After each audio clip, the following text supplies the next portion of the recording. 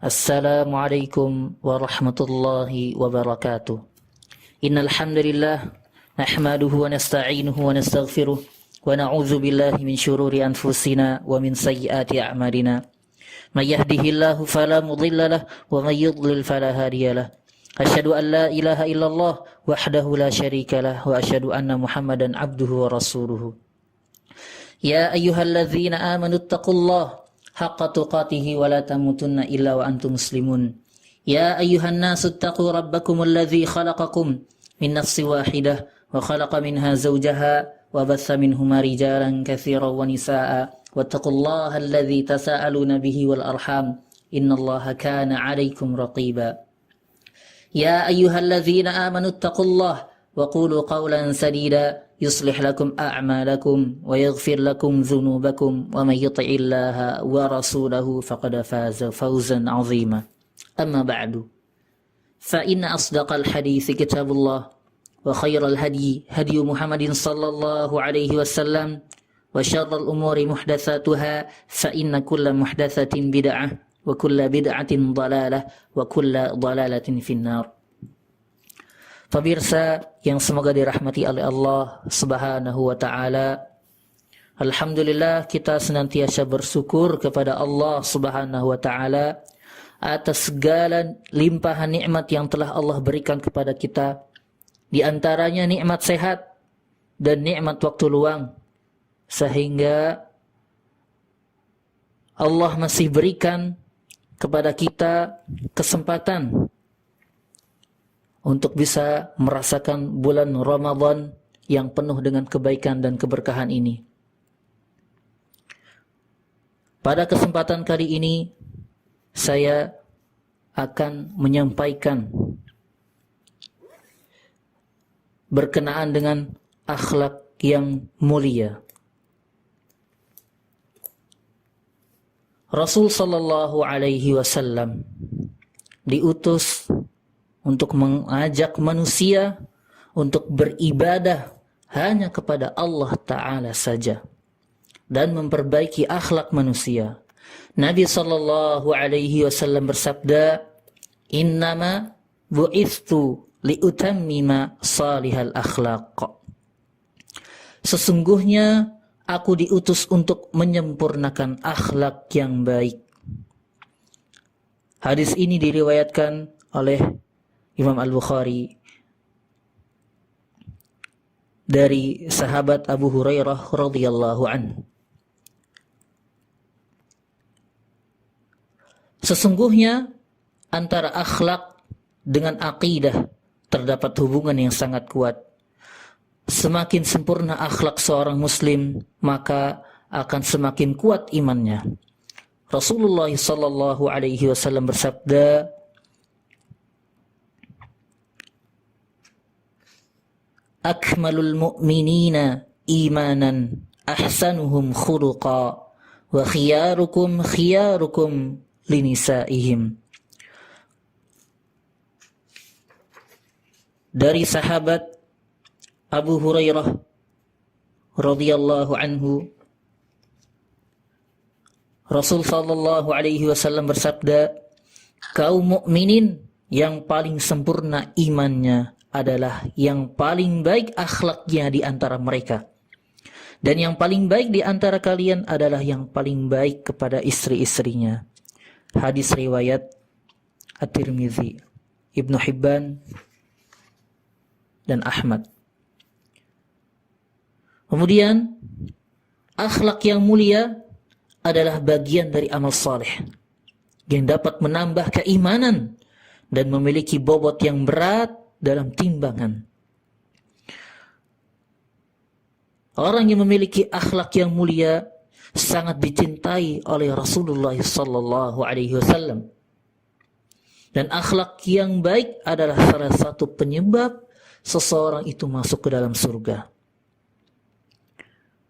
Sebagaimana Rasulullah sallallahu alaihi wasallam bersabda dari sahabat Abu Darda, Rasulullah sallallahu alaihi wasallam bersabda, "Ma syai'un athqala fi mizanil mu'min yaumal qiyamati min khuluqin hasanin Wa innallaha la yubghidul fahishal badhi'a.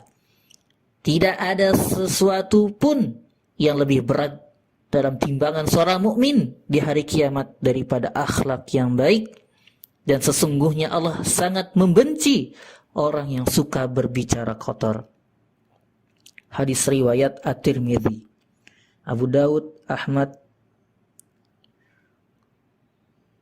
Beliau sallallahu alaihi wasallam bersabda pula, "Inna min ahabbikum ilayya wa aqrabikum minni majlisan yaumal qiyamah ahasinakum akhlaqan." Sesungguhnya orang yang paling aku cintai di antara kalian dan yang paling dekat majelisnya dariku di hari kiamat adalah orang yang paling baik akhlaknya di antara kalian. Dari sahabat Jabir radhiyallahu anhu, hadis riwayat At-Tirmidzi.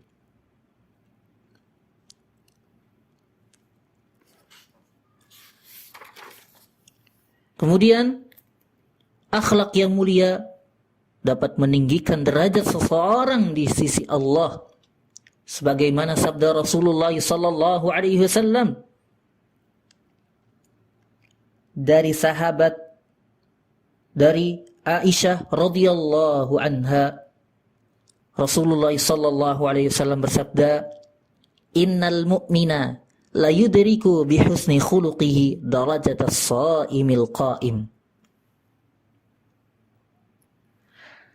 Sesungguhnya seorang mukmin itu dengan sebab akhlaknya yang baik, sungguh akan mencapai derajat orang yang saum, yaitu puasa di siang hari dan salat di tengah malam. Hadis riwayat Abu Daud dan Hakim, Al-Hakim.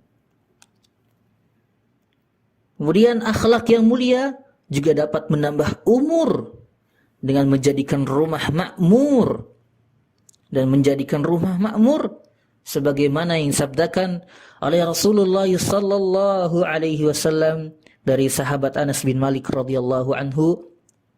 Rasulullah sallallahu alaihi wasallam bersabda, "Husnul khuluqi wa husnul jiwari ya'murani diyara wa yazidani fil a'mar." Akhlak yang baik dan bertetangga yang baik, keduanya menjadikan rumah makmur dan menambah umur. Hadis riwayat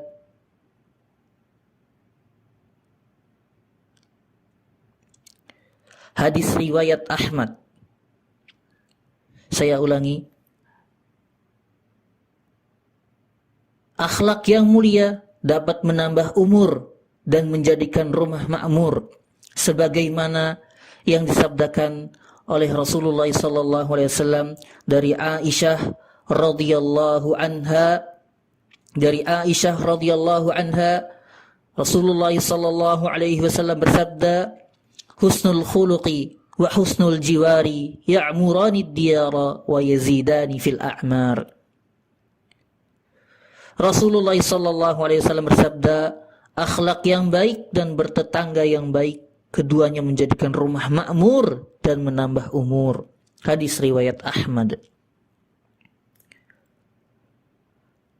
Kemudian Rasulullah sallallahu alaihi wasallam adalah orang yang paling baik akhlaknya, sebagaimana Allah Subhanahu wa taala telah menyebutkan di dalam firman-Nya, "Wa innaka la'ala khuluqin 'azim." Dan sesungguhnya engkau benar-benar budi pekerti yang agung. Al-Quran Surat Al-Qalam ayat 4. Hal ini sesuai dengan apa yang disampaikan oleh Anas bin Malik radhiyallahu anhu. Kana Rasulullah sallallahu alaihi wasallam ahsanan nasi khuluqan. Rasulullah sallallahu alaihi wasallam adalah orang yang paling baik akhlaknya. Hadis riwayat Bukhari dan Muslim dari sahabat Anas bin Malik radhiyallahu anhu. Begitu pula para sahabat radhiyallahu anhum. Mereka adalah orang-orang yang paling baik akhlaknya, setelah Rasulullah sallallahu alaihi wasallam.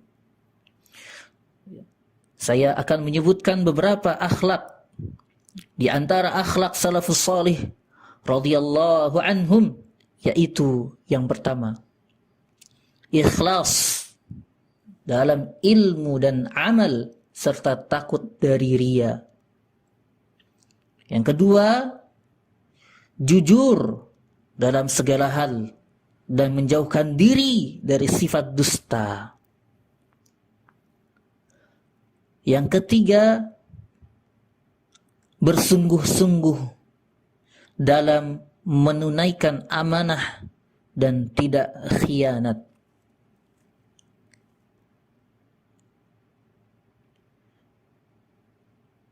Saya ulangi, dari yang pertama ialah ikhlas dalam ilmu dan amal serta takut dari riya.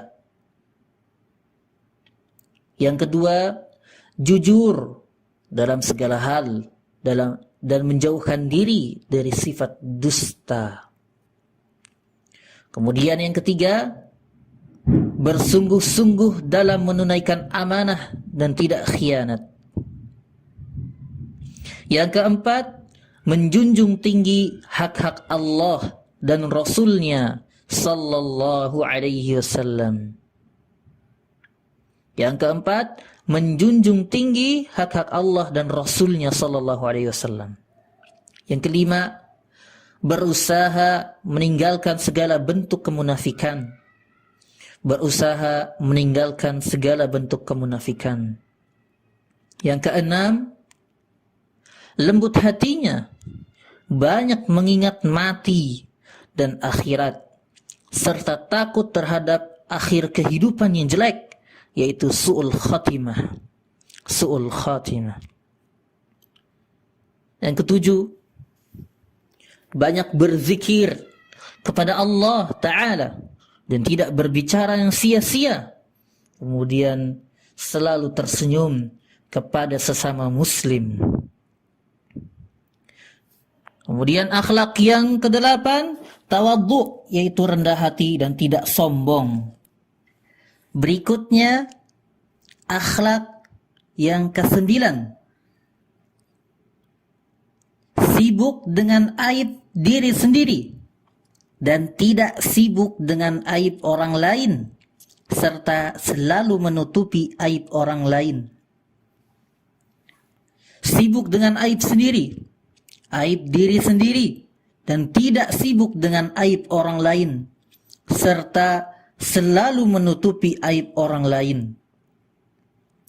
Kemudian selanjutnya yang ke-10, akhlak yang ke-10 ialah senantiasa menjaga lisan mereka, tidak suka ghibah. Senantiasa menjaga lisan, tidak suka ghibah, tidak mengunjing sesama muslim. Kemudian akhlak yang ke-11 yaitu pemalu. Malu adalah akhlak yang mulia. Malu adalah akhlak Islam, sebagaimana sabda Rasulullah sallallahu alaihi wasallam, "Inna likulli dinin khuluqan wa khuluqal islamil haya'u." Sesungguhnya setiap agama mempunyai akhlak dan akhlak Islam adalah malu. Sesungguhnya setiap agama mempunyai akhlak dan akhlak Islam adalah malu.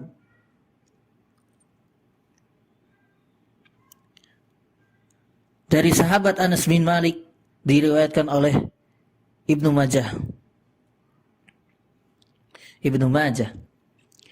Dan sabda Rasulullah sallallahu alaihi wasallam, "Al-haya'u la ya'ti illa bi khairin." Malu itu tidak mendatangkan melainkan semata-mata kebaikan. Dari sahabat Imran bin Husain Husain radhiyallahu anhu. Imran bin Husain radhiyallahu anhu. Riwayat Imam Al-Bukhari dan Muslim. Malu adalah akhlak yang mulia, yang tumbuh untuk meninggalkan perkara-perkara yang buruk, perkara-perkara yang jelek, sehingga menghalangi manusia, menghalangi seseorang dari perbuatan dosa dan maksiat, serta mencegahnya dari melalaikan kewajiban memenuhi hak orang-orang yang mempunyai hak. Pemirsa yang semoga dirahmati oleh Allah Subhanahu wa ta'ala, akhlak salafus salih yang berikutnya, yang ke-12, ialah banyak memaafkan dan sabar kepada orang yang menyakitinya. Banyak memaafkan dan sabar kepada orang yang menyakitinya. Kemudian akhlak yang terakhir, yang ke-13, ialah berani mengatakan kebenaran dan menyukainya. Berani mengatakan kebenaran dan menyukainya. Mungkin hanya ini yang bisa saya sampaikan. Semoga yang sedikit ini bisa bermanfaat bagi saya pribadi dan pendengar sekalian. Wassallallahu ala nabiyyina Muhammadin wa ala alihi wa sahbihi wasallam. Assalamualaikum warahmatullahi wabarakatuh.